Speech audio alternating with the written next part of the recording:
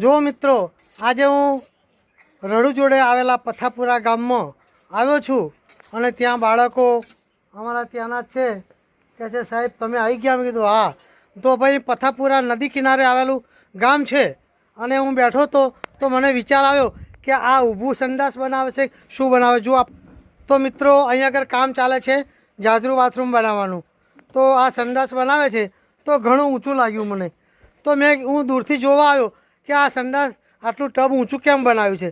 તો મેં એમને પૂછ્યું કે ભાઈ અહીંયા આગળ ચોમાસામાં પાણી વધારે આવે છે, નદી ખરી એટલે આ જમીન છે, આ મકાનો છે, ત્યાં આગળ મકાનની અંદર પણ 2-3 ફૂટ પાણી ભરાઈ જાય છે. એટલા માટે અહીંયા સંડાસ ઊંચું જ બનાવવું પડે. જો ઊંચું ના બનાવે તો ભાઈ સંડાસમાં પેલા કૂવામાં જેલું બધું પાછું બહાર નીકળે અને જાય નદીમાં અને બધી ગંદકી ફેલાય. એટલા માટે મિત્રો અહીંયા આગળ આવી પરિસ્થિતિ છે. ચાલો આવજો ત્યારે જોજો આ બાજુ બરાબર ને પાણી આવે છે ને એ નદીમાં.